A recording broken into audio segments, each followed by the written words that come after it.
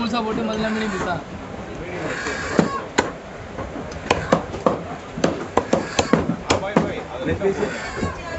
சரி போதுமா நானூற்றி